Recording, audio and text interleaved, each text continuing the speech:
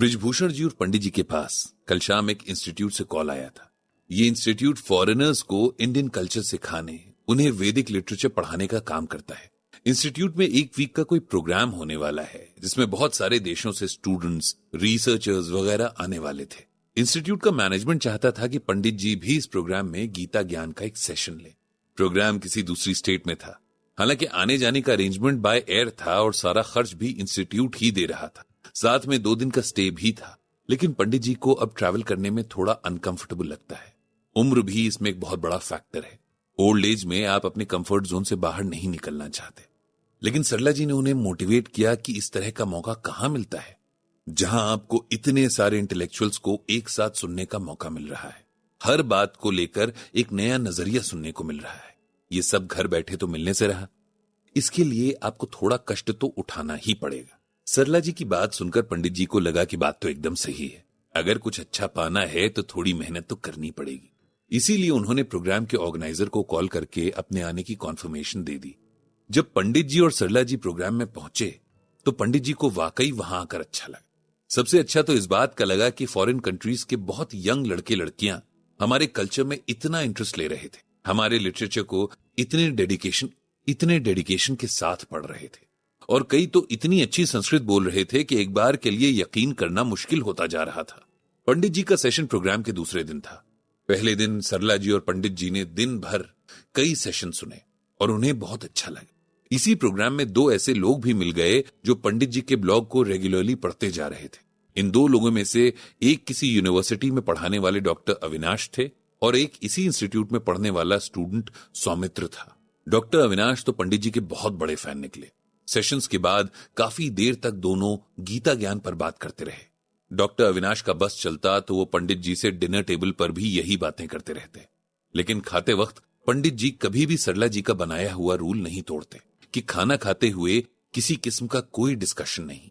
Doctor Avinash ने पंडित जी से कहा कि उन्हें पंडित जी के सेशंस का बेसब्री से इंतजार है। अगली सुबह प्रोग्राम में सबसे पहले पंडित जी का ही सेशन था। पंडित जी कभी भी किसी सेशन के लिए तैयारी करके नहीं जाते थे। आज भी कुछ चेंज नहीं हुआ था। उन्होंने कभी गीता ज्ञान को अपनी नॉलेज दिखाने का जरिया नहीं बनाया। उन्हें तो अभी भी यही लगता है कि उन्हें गीता जैसे महाग्रंथ में क्या कहा गया है इसके बारे में कुछ खास नहीं पता। वे बस सीखना चाहते हैं और जितना सीख लिया उसे बांटना चाहते हैं। पंडित जी ने अपने अंदाज में ही सेशन शुरू किया। उन्होंने ऑडियंस से पूछा कि वे श्रीमद् भगवत गीता में अपने किस क्वेश्चन का आंसर ढूंढ रहे हैं। तब ऑडियंस में से पहला हाथ उठा। पंडित जी ने कहा कि प्लीज बताइए आपका क्या सवाल है। तब वे साहब उठे और बोले, पंडित जी मेरा नाम अभिषेक है। मैं आपसे ये जानना चाहता हूं कि अगर मेरे किसी काम से किसी का दिल दुखता है लेकिन मैं ये मानता हूं कि वो काम ठीक था, तब क्या मुझे उस कर्म का पाप लगेगा? और पाप पुण्य तो बाद की बात है। क्या मुझे ऐसा कोई काम करना चाहिए जिसके बारे में मैं ये सोचता हूं कि वो काम सही है लेकिन ये भी जानता हूं कि उससे किसी का दिल दुख सकता है? तब पंडित जी ने कहा कि कोई भी कर्म एक तरफा नहीं होता है, कोई ना कोई दूसरा भी उसमें इन्वॉल्व रहता ही है। अगर हम गौर से अपने सभी कामों को देखेंगे या उनके बारे में सोचेंगे तो पाएंगे कि हमारे हर काम से कम एक इंसान को तो फर्क पड़ा ही होता है। अब अगर हमें लगता है कि हमारे किसी कर्म से किसी दूसरे को दुख मिल सकता है तो हमें यह सोचना चाहिए कि ऐसा क्यों है और कि क्या उस काम को किसी दूसरे तरीके से भी किया जा सकता है। पंडित जी ने आगे कहा कि सपोज आपके घर में किसी को डायबिटीज है और उनके लिए मीठा खाना सख्त मना है। तब अगर आप ये सोचकर उनसे मीठा खाने पर सख्ती से पेश नहीं आएंगे कि इससे उन्हें दुख होगा, तो आप खुद सोचिए कि इस कंडीशन में आपका क्या करना उनके लिए सही है। उन्हें दुख पहुंचाकर अगर हम उन्हें किसी बड़ी परेशानी से बचा रहे हैं या उन्हें दुख ही हम किसी बड़ी परेशानी से बचाने के लिए दे रहे हैं, तब उस कर्म को करने में कुछ बुरा नहीं। बाकी भगवान श्री कृष्ण ने श्रीमद् भगवत गीता में कर्म के लिए बहुत कुछ कहा है। मैं एक एग्जाम्पल आपको दे रहा हूं। भगवान कहते हैं कि यस्त्विन्द्रियाणि मनसा नियम्य रवते अर्जुन कर्मेन्द्रियैः कर्म योगम सक्तः स विशिष्यते। इस श्लोक का अर्थ है कि जो पुरुष मन से इंद्रियों को वश में करके अनासक्त हुआ, मतलब उसने अपना अट्रैक्शन खत्म कर सभी इंद्रियों द्वारा कर्मयोग का आचरण किया, तो वही महान है। इसे सिंपल लैंग्वेज में ऐसे समझिए कि भगवान अर्जुन को कर्म और कर्म करने वाले के गुणों के बारे में बता रहे हैं। जब भी हम कोई काम करें, हमारी कोशिश यही रहनी चाहिए कि हमारी इंद्रियां हमारे कंट्रोल में हो। अगर डॉक्टर का मन उसके इमोशंस उसके कंट्रोल में नहीं हुए, तो वो कभी भी अपने पेशेंट्स को अच्छे से ट्रीट नहीं कर पाएगा। अनासक्त का मतलब होता है डिटैच्ड होना। हमारे दूसरों से अटैचमेंट्स ही हमारे दुखों का कारण बनते हैं। इसीलिए अगर हम डिटैच होकर काम करें तब हम सबकी भलाई कर सकते हैं।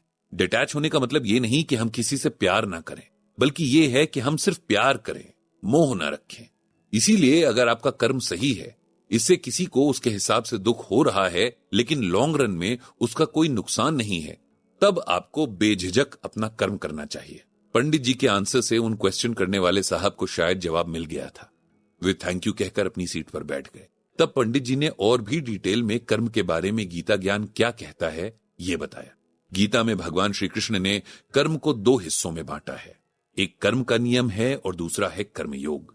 अब पहले समझते हैं कि कर्म का नियम क्या होता है। कर्म का नियम यह है कि आप जिस जिस भाव से कर्म करेंगे आपको वैसा फल मिलेगा। ये फल कभी तुरंत भी मिल सकता है और कभी इसे मिलने में 1 से ज्यादा जन्म भी लग सकते हैं, लेकिन फल मिलेगा जरूर।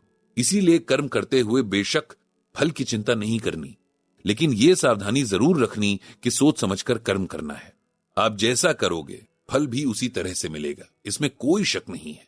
अगर आपने जानबूझकर किसी को दुख दिया, तब कभी न कभी कई गुना दुख आपके जीवन में भी आएगा। यह बहुत सिंपल सी बात है, जो बोगे वही काटोगे। ये तो था कर्म का नियम। अब यह समझना जरूरी है कि कर्मयोग क्या होता है।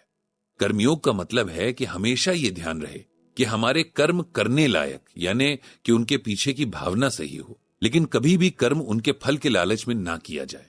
कर्म करते हुए कर्म करने का अहंकार ना हो। हमने ये किया वो किया, इसका ढिंढोरा ना पीटें, ना ही किसी को जताएं। कर्म ना करने की जिद भी ना की जाए।